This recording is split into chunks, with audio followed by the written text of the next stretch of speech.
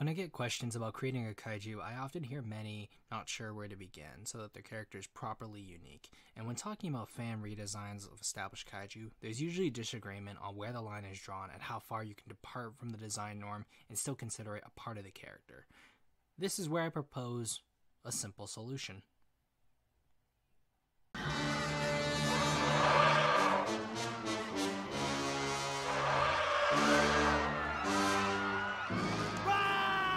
It's Godzilla! It looks like Godzilla, but due to international copyright laws, it's not. Still, we should run like it is Godzilla! Though it isn't.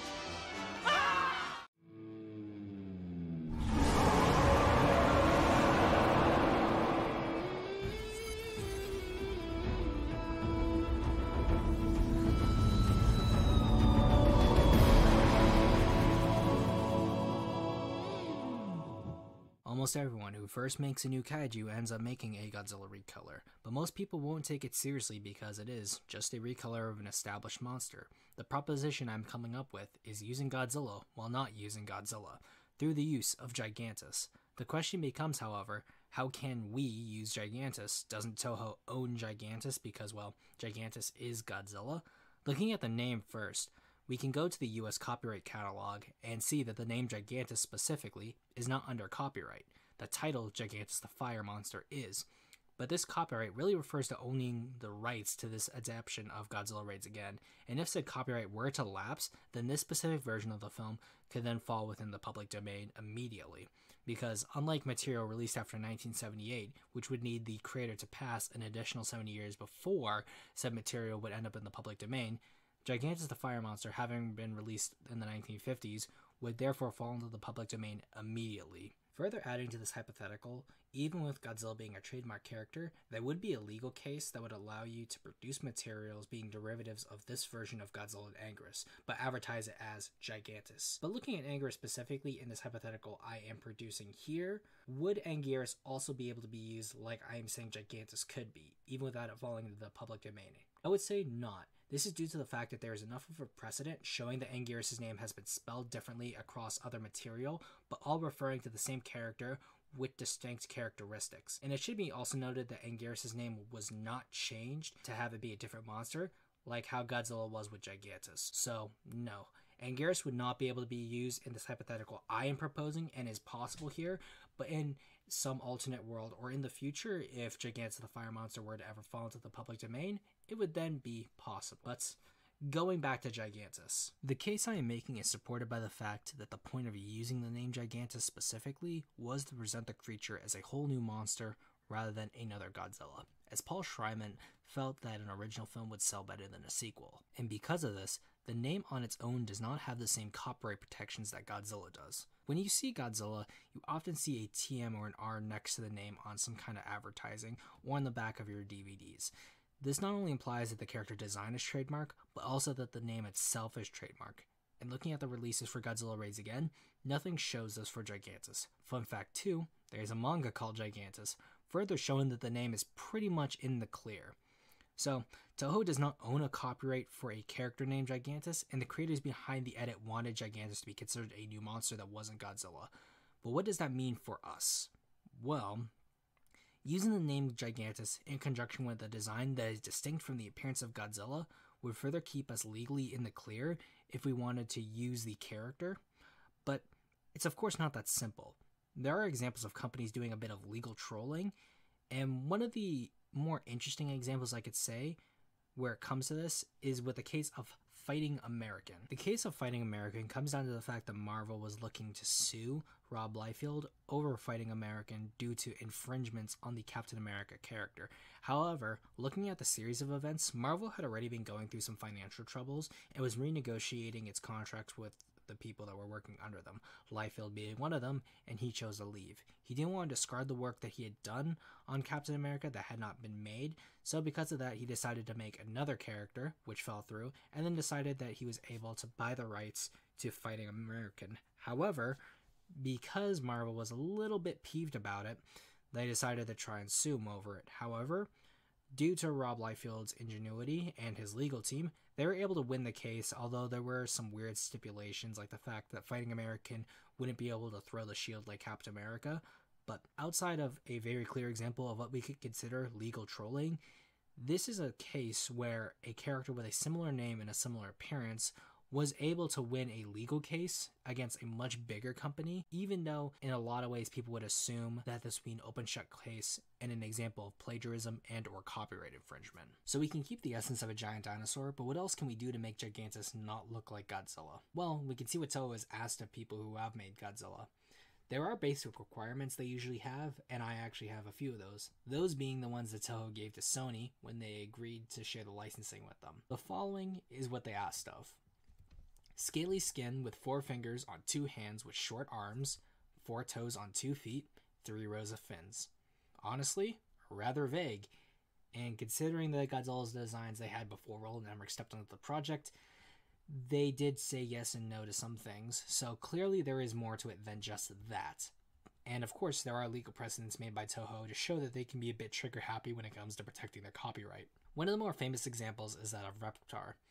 Though with new material, the big green guy coming out, it's proof that Toho has overstepped its bounds before, though there is an example with the Yankees where they were a bit more reasonable protecting their copyright, since they were literally selling Godzilla merchandise. But looking at these traits, making a creature with differences like 3 toes, 2 sets of spines, and other features that stray away from Godzilla would allow the design to remain safe, as the work, though derivative, has enough differences that would not draw any false conclusions that we are trying to infringe on Toho's license or copyright of Godzilla. And I know someone is going to say it's definitely not possible to do this, as an upright dinosaur with spines can't be something Toho would look the other way at, especially if it got big. However, I would like to point to these creatures here, outside of the fact that we know Reptar has survived into the modern day to get new material off him, and in the description as well, I have a link to a thread by Metasquirrel of other various not-Zillas in media. I mean, honestly, larger companies are not above doing this. After Godzilla's licensing deal with Marvel ended, the monster continued to appear in their comics, though the name was never used and appearance changed so that Toho couldn't take umbrage with its use. And there are even more overt examples. This one being from the Call of Cthulhu role-playing game with the name of Godzilla, literally being a giant mutant radioactive dinosaur that shoots atomic fire and trashes Japan. And I'm not even suggesting that when we use Gigantus that we have to be that overt with our homages, but in this case, they were able to get away with it pretty soundly. But what is more important is that Gigantus does not and should not have a unique or trademark design, because that is the point. This is so that no single person can claim to have total control over the name, because as a collaborative work, everyone should be able to attribute to it equally. And this is similar to how entities from projects like the SCP Foundation may have defined sets of traits, but are interpreted differently depending on the writer and the artist. But in this case, all we have as a community is just the name and a vague giant dinosaur appearance, meaning everyone can design a Gigantus that is equally as valid as another, and everyone can acknowledge and disavow whatever they choose to without concerns of authenticity or canon. Again, because this work is collaborative, we can all enjoy it. In this case, the character is for everyone and anyone can do what they want with it, but that also means everyone can choose to see and acknowledge what they like and don't like without people trying to nitpick and say, oh, this is or this isn't canon. It really, the point being, this belongs to all of us. And also, no one's ego should get hurt when it comes to others not liking their ideas, which leads us to consider writing. Seeing as Gigantus in this hypothetical is specifically made with the idea that we are diverging from Godzilla, Gigantus is not and should not be the product of atomic testing or catastrophic nuclear events. Could he maybe be awakened by nuclear devices of some kind? It's possible. This isn't specifically unique to Godzilla, and other creatures of the aptly named atomic age were the results of nuclear testing awakening them, although we should probably stray from it. And as for powers, no atomic breath. It's pretty clear. Same thing with all other Godzilla unique powers, but fire breathing is fine. Dragons breathe fire, and that isn't really an issue at all. But keeping the nuclear angle only to origins, if not at all, keeps everyone in the clear. But really, this could work. Gigantus isn't a name owned by Toho. Giant theropod dinosaurs with spines aren't something unique to Godzilla. And furthermore, we can make designs that do not infringe on Godzilla's unique traits. Breathing fire is not something Godzilla actually does, and we don't need to necessarily have the creature be awakened by nuclear testing. And even then, it's something that precedes Godzilla anyway. But outside of Gigantus, is there another monster that could be a part of this treatment? And I believe there is. And it's Kong. Now let's get this out of the way. Kong's rights are difficult.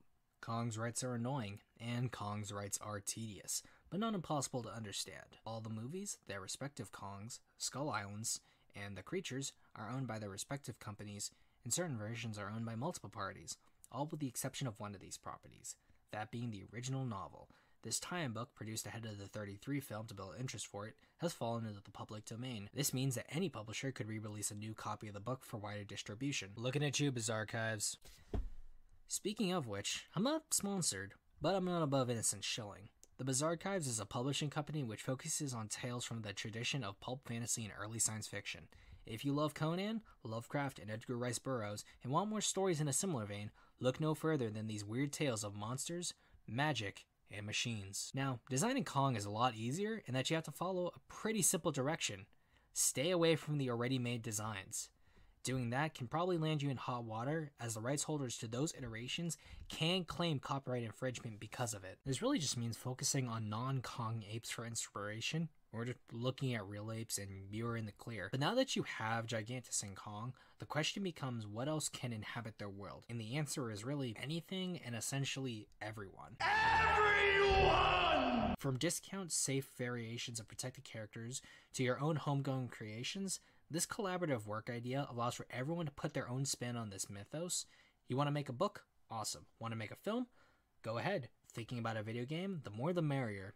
And since the basis of the work being one of open source, people can use and discard whatever they want. Let's say you really like this design of this one person's Gigantus and want them to appear in a sequel made by another author, but they used a totally different design in their descriptions.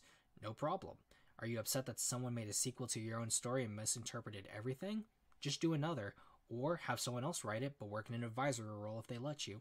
Upset Gigantus lost to Kong in a story? Hey, write your own take on the battle and have the fanbase discuss the merits of both interpretations and the quality of their writing.